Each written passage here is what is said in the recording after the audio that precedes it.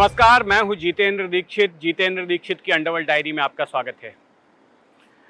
दर्शकों, पिछले हफ्ते भारत सरकार को उस वक्त एक बड़ी कामयाबी मिली जब तहव्वुर राणा नाम के एक आतंकी को अमेरिका से प्रत्यर्पित करके भारत लाया गया। भारत सरकार की ओर से बीते 6 सालों से कोशिश की जा रही थी उसे यहां लाने के लिए, उसे प्रत्यर्पित करने के लिए, लेकिन तहव्वुर राणा कोई ना कोई कानूनी पैंतरा आजमाकर भारत आने से बच रहा था। लेकिन आखिरकार सुप्रीम कोर्ट में उसकी सारी कोशिशें नाकाम हो गई, और सुप्रीम कोर्ट से मेरा मतलब अमेरिका के सुप्रीम कोर्ट से। और उसके बाद आखिर वो भारत के हत्थे चढ़ ही गया। दरअसल तहव्वुर राणा ये एक पाकिस्तानी मूल का कैनेडियाई नागरिक है जो कि अमेरिका में इमिग्रेशन का बिजनेस चलाता था। यानी कि जिन लोगों को अमेरिका जैसे देशों में सेटल होना होता तो वो उनके लिए एक तरह से गाइड का काम करता था, एक एजेंट का काम करता था, और उसने कंपनी खोल रखी थी फर्स्ट वर्ल्ड इमिग्रेशन। अब तहव्वुर राणा के बारे में जो जानकारी है वो ये है कि वो पाकिस्तानी सेना में एक कैप्टन था और उसकी नियुक्ति बतौर एक डॉक्टर के तौर पे हुई थी। लेकिन 90 के दशक के मध्य में उसने पाकिस्तानी सेना को छोड़ दिया, और छोड़ते वक्त उसने जो कानूनी प्रक्रिया होती है उसका पालन नहीं किया, और इसलिए पाकिस्तानी सेना ने उसे एक भगोड़ा करार दिया और पाकिस्तान से भागकर वो कनाडा चला गया, वहां रहने लगा। लेकिन फिर बाद में उसने अपना बिजनेस अमेरिका के शिकागो में शुरू किया। अब इस सदी की शुरुआत में यानी कि 2001 या 2002 के आसपास अमेरिका में ही तहव्वुर राणा की मुलाकात उसके एक दोस्त डेविड कोलमैन हेडली से होती है। अब ये डेविड कोलमैन हेडली जो है उसका पाकिस्तान में जिस पंजाब प्रांत में जिस जगह पर ये हॉस्टल में इन्होंने पढ़ाई की थी वहाँ पर ये उसका साथी होता है, उसका बचपन का दोस्त होता है। और तहव्वुर राणा को हेडली बताता है कि वो दरअसल लश्कर तैयबा के लिए काम कर रहा है और उनके कई सारे मिशन के लिए उसे काम सौंपा गया है, और एक मिशन जो है वो भारत का भी है कि भारत में आतंकी हमले करने हैं।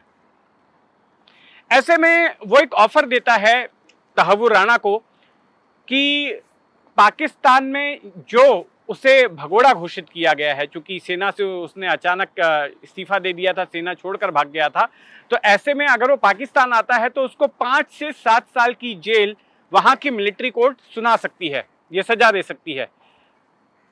तो वो तहव्वुर राणा को कहता है कि उसकी मदद कर सकता है। पाकिस्तान की जो खुफिया एजेंसी है आईएसआई, उसके साथ उसके अच्छे रिश्ते हैं, और इन रिश्तों का इस्तेमाल करके वो कानूनी छूट जो है वो दिला सकता है तहव्वुर राणा को।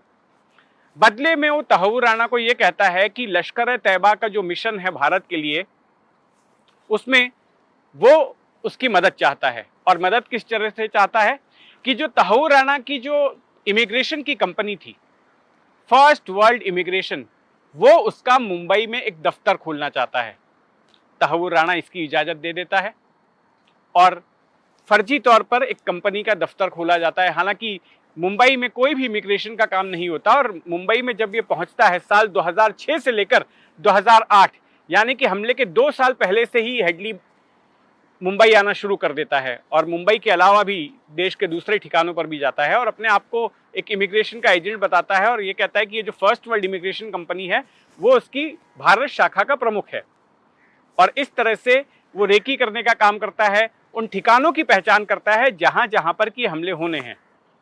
अच्छा, ये सारी बातें वो तहव्वुर राणा को भी बताता है। ऐसा नहीं था कि तहव्वुर राणा की वो कंपनी का इस्तेमाल कर रहा था, लेकिन उसको साजिश के बारे में जानकारी नहीं दे रहा था। वो लगातार अपने भारत टूर के दौरान तहव्वुर राणा के टच में था, सारी बातें उसे बता रहा था। और जब आतंकी हमला 26 नवंबर 2008 को हो जाता है तो उसके बाद भी वो तहव्वुर राणा के संपर्क में रहता है और सारी बातें बताता है। अब तहव्वुर राणा मुंबई में उसकी किस तरह से मदद करता है, एक तो वो उसको अपने कंपनी का दफ्तर खोलने की इजाजत दे देता है, और दूसरा वो उसे एक मुंबई में कॉन्टैक्ट देता है।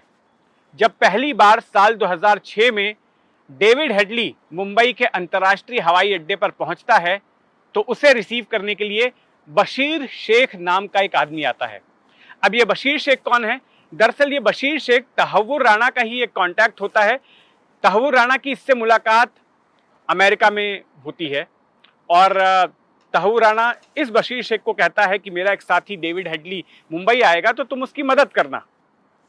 अब जब ये मुंबई पहुंचता है तो ये बशीर शेख उसको रिसीव करता है। रिसीव करने के बाद में दक्षिण मुंबई के सीएसटी रेलवे स्टेशन के पास पहले अपने किराए के घर में कुछ वक्त के लिए उसको टिकाता है और उसके बाद पास में ही एक होटल आउटरैम है, वहां पर उसके रहने का प्रबंध करता है। हेडली जब तक जितनी बार भी मुंबई आता है वो इस बशीर के संपर्क में रहता है। साल 2009 में यानी कि मुंबई आतंकी हमले के 1 साल बाद भी वो आता है, उसने कुछ सामान छोड़ा होता है बशीर के पास, वो सामान भी लेकर जाता है।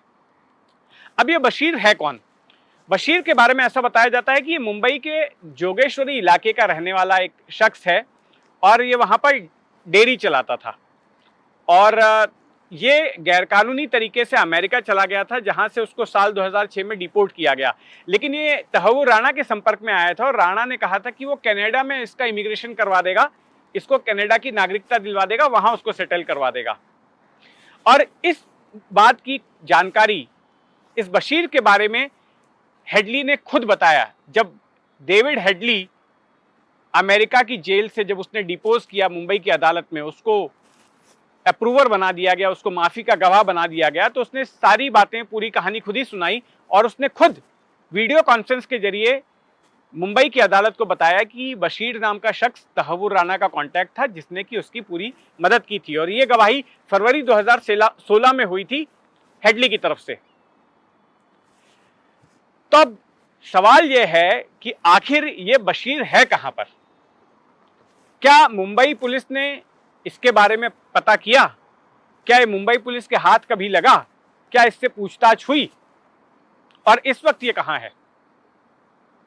कहीं ऐसा तो नहीं कि ये कनाडा चला गया हो, तहव्वुर राणा इसकी मदद कर ही रहा था? तो एक सवाल है, बशीर को हासिल करना तहव्वुर राणा के खिलाफ चल रहे मामले में काफी अहमियत रखता है। वो एक गवाह हो सकता है कि बशीर को इस साजिश के बारे में जानकारी ना हो, तहव्वुर राणा ने सिर्फ उसका इस्तेमाल किया हो हेडली के ठहरने का इंतजाम करने के लिए, उसके घूमने फिरने के लिए। लेकिन इतना तो तय है कि हेडली और तहव्वुर राणा के बीच यह बशीर एक अहम लिंक था। तो कुल मिलाकर यह कहानी थी बशीर की और किस तरह से बशीर ने एक राणा के परिचित के तौर पर डेविड हेडली की मुंबई में मदद की थी।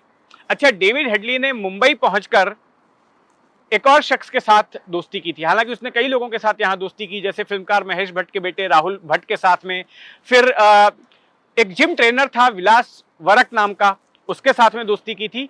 लेकिन इसके साथ साथ उसने गर्लफ्रेंड भी बना ली थी और हेडली की गर्लफ्रेंड एक बेकरी चलाने वाली लड़की थी। दरअसल हेडली को पेस्ट्री खाने का शौक था और जब एक बार वो नरीमन हाउस की रेकी करने के लिए पहुंचा तो पास ही में लौटते वक्त उसने देखा कि एक बेकरी है जहां पर एक बूढ़ी महिला थी और उसकी बेटी थी साथ में। तो वो पेस्ट्री खरीदने गया और उस महिला की बेटी के साथ बातचीत वगैरह करने लगा और फिर 2-3 बार आगे भी मुलाकातें हुई और फिर दोनों के बीच इश्क हो गया। अब हेडली क्या करता था, जब भी वो किसी लोकेशन को स्काउट करने के लिए जाता था, रेकी करने के लिए, तो साथ में इस लड़की को भी लेकर जाता था। ये लड़की बताया जाता है कि एक 5 सितारा होटल ट्राइडेंट होटल में भी जो है किचन एग्जीक्यूटिव के तौर पे काम कर चुकी थी, ऐसा खुद हेडली का कहना था। फिर बाद में इसने एक बेकरी की चेन भी शुरू की जो काफ़ी सफल रही। तो इसके साथ में उसकी दोस्ती हो गई और किसी को शक ना हो इसके लिए हमेशा वो जब ऐसे लोकेशंस पर जाता था तो इस लड़की को भी साथ में रखता था। हालांकि उसके बारे में जानकारी मिली है कि मुंबई पुलिस ने इस लड़की को ढूंढ निकाला था और इसका बयान भी लिया था जब हेडली की गिरफ्तारी हुई और इस लड़की के बारे में जिक्र हुआ। अब देखते हैं कि तहव्वुर राणा से पूछताछ में क्या कुछ निकल कर आता है। तहव्वुर राणा की गिरफ्तारी इसलिए अहम रही क्योंकि जो मिसिंग लिंक रहे पूरे कहानी के 26/11 की साजिश के, वो तहव्वुर राणा की पूछताछ से पूरे होंगे। वो जो फिल इन द ब्लैंक्स, जो ब्लैंक्स रह गए थे, उनको भरा जाएगा। तो आने वाले वक्त में काफी कुछ जानकारी हासिल हो सकती है तहव्वुर राणा से पूछताछ में। तो दर्शकों, ये कहानी आपको कैसी लगी कमेंट बॉक्स में जरूर बताइएगा और इस जैसे तमाम किस्से कहानियों के लिए जुड़े रहें जितेंद्र दीक्षित की अंडरवर्ल्ड डायरी के साथ एनडीटीवी पर। नमस्कार।